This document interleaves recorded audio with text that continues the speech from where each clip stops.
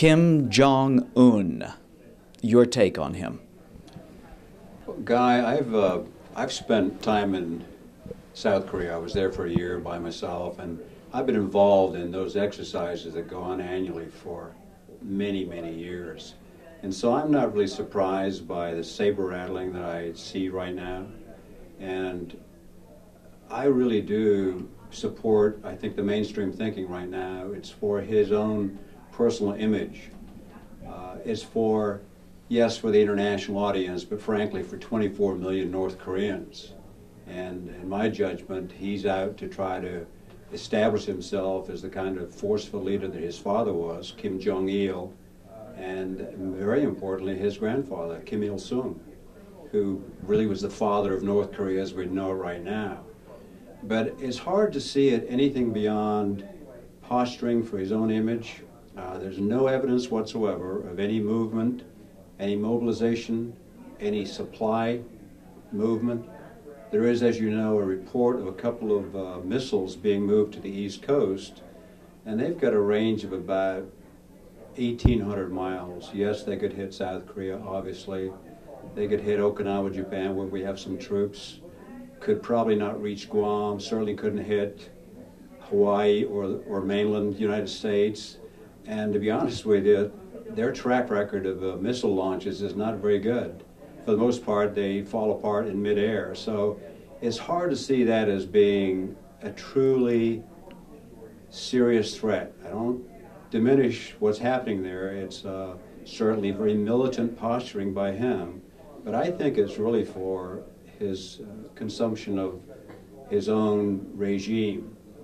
And I guess I would be hard-pressed to believe that a young leader like him, youthful, inexperienced, is in a position even to unilaterally pull a trigger. I mean, he has a complete hierarchy there of old regime leaders. He's got lots of 70-year-old generals, 70 years old, who know full well that the consequence of trying to take on South Korea and the United States, that our response would be devastating. It would be the end of the regime. And just nothing on that, frankly, makes sense. So I would say that, interesting that you asked that, because I'm even thinking about some timelines. As you know, our exercise will end sometime this month, the latter part of April. There's also a very significant holiday, the 15th of April, which is the birthday of Kim's Il-sung, the grandfather. And it is a major day for patriotic demonstrations. So I think that this rhetoric, and if you want to call it saber rattling, which I do, probably is going to keep bubbling for a little while. And I'm not saying that it will fall off on the 15th, but I think there are some logical dates out there where this is going to end. I think the other issue that we would recognize is the influence of China on North Korea's behavior.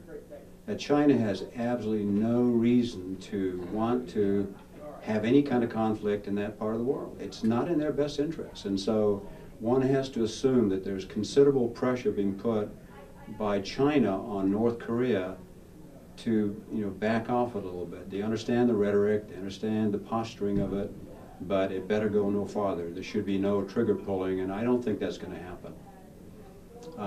I'm probably saying more than you think I need to tell you, but the other issue there is none of that's in North Korea's best interest. I mean, they're starting to get into even the global economy. As you know, they have an industrial center just north of South Korea.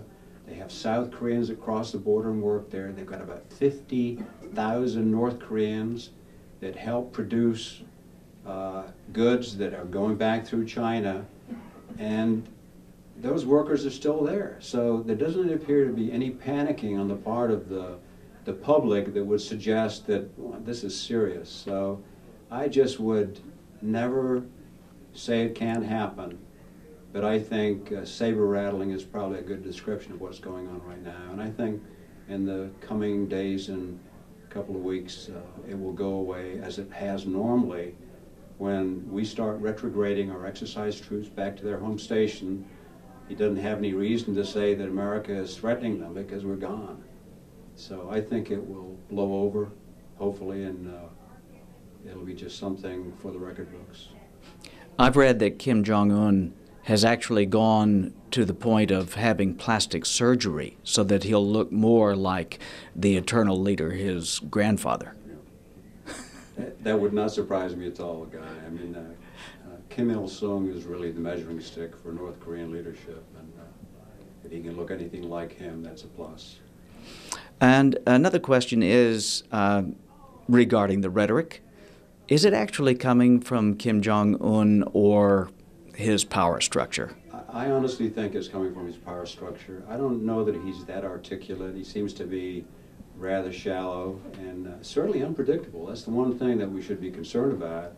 We knew that Kim Jong-il had kind of a track record of being bellicose, militant. His father was equally so.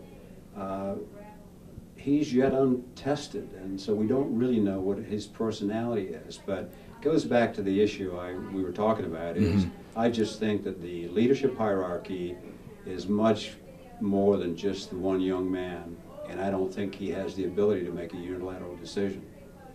So I think they'll rein him in. All in all, what I'm hearing you say is you don't think the situation is going to get that dangerous. I don't think so. I think you've heard recently there was some discussion about some of the foreign embassies in Pyongyang beginning to think about how do we get out of here because it's too dangerous. But I think most of those questions are coming from the North Koreans.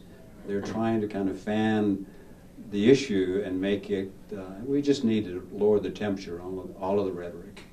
And I think we can do something on our part. Ultimately, we're going to de facto withdraw and go back to our home stations. So no exercises to argue that we're coming for them. All right. So I think it'll blow over. Good. Let's hope it does. I hope so.